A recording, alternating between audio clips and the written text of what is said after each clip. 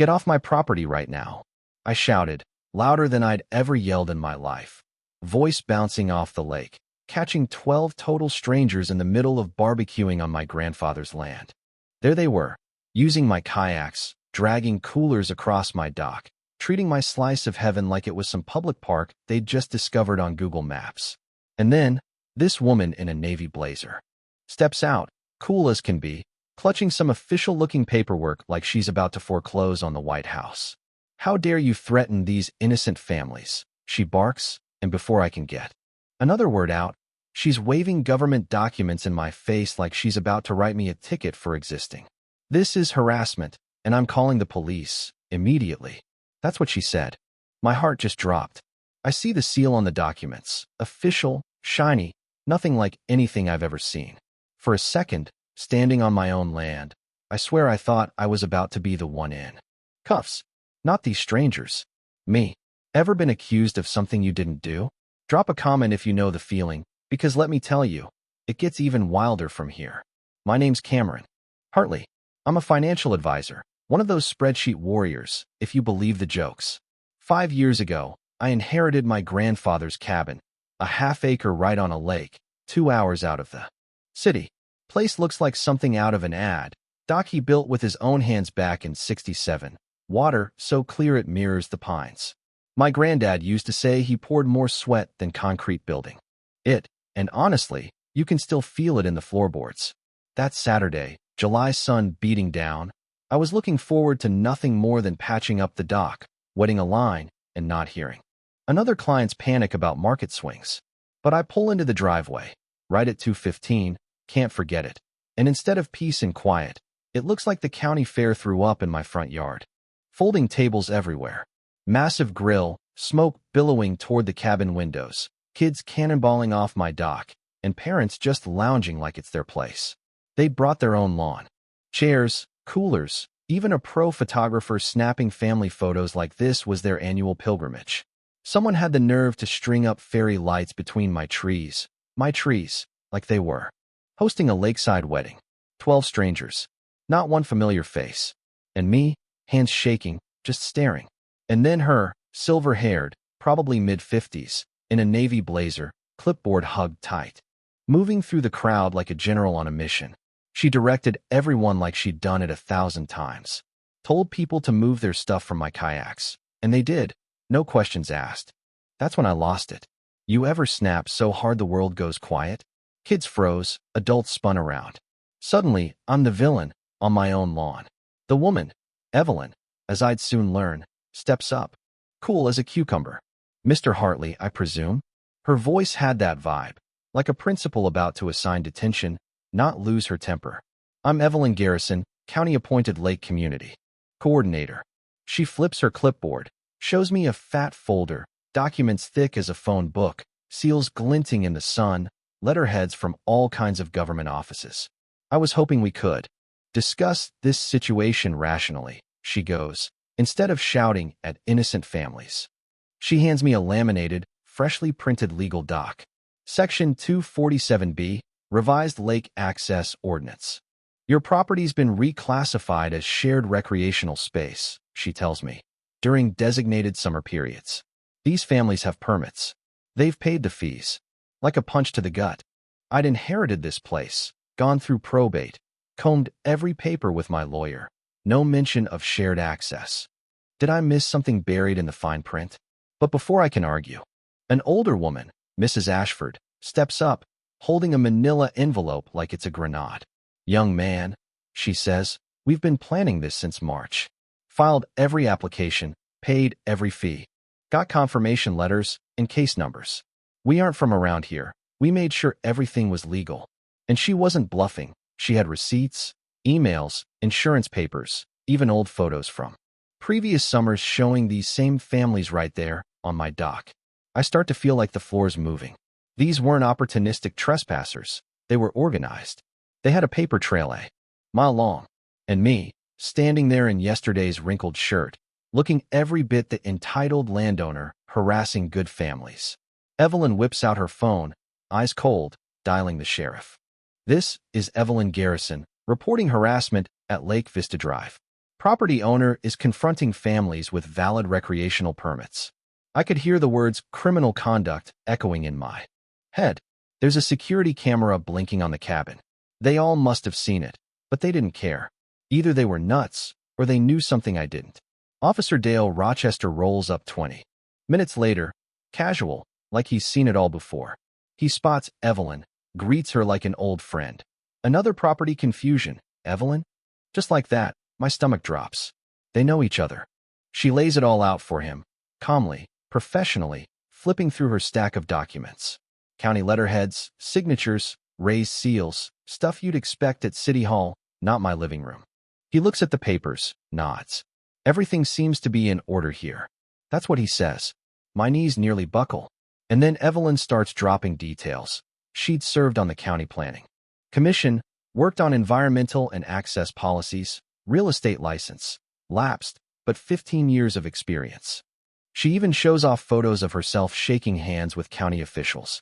Neighbors start drifting over. Dolores Fairchild, Randolph Sterling, vouching for Evelyn, talking about how much she's helped the community, organized cleanup drives, navigated permit nightmares. All of a sudden, I'm the outsider, the city guy who only comes up on weekends, has no clue about local politics or new regulations. I try to argue. My deed says nothing about shared access.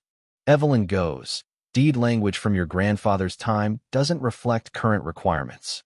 After the Clean Water Act amendments, new declarations were mandatory. Your grandfather likely never filed them. That hit me like a sack of bricks. My grandfather was a stickler for paperwork, but regulations change. Maybe something slipped through in his last years. Evelyn tells me to check with planning and zoning on Monday. Says these families have valid permits for today. As she's talking, I catch Dolores whispering. Evelyn coordinated the site inspection last weekend. Noticed my car wasn't there. Lucky timing for the families to use the property. That's when the paranoia starts creeping in. How long has Evelyn been watching my place? Officer Rochester closes his notebook. Says it's a communication issue. Suggests I call the county office.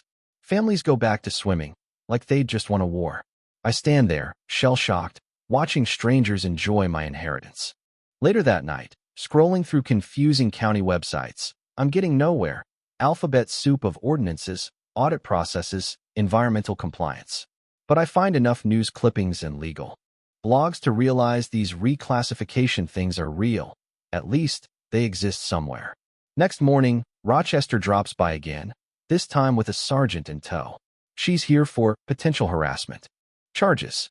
They hit me with the formal stuff. Complaints about my behavior, statements that I refused to look at their permits, didn't acknowledge county authority, maybe even showed signs of mental instability. I tried to defend myself, said I'm a financial advisor, I know paperwork. But every answer feels like digging the hole deeper. Then comes the kicker. Evelyn had noticed my security camera setup during a preliminary site assessment. Site assessment. I'd been traveling for work most of May. How did she know when I'd be gone? And now she's texting me, all professional, scheduling. GA follow-up coordination meeting for documentation review. Suddenly, my skin is crawling. This isn't just a one-off. She's been planning this. So Monday, I start making calls. County dispatch?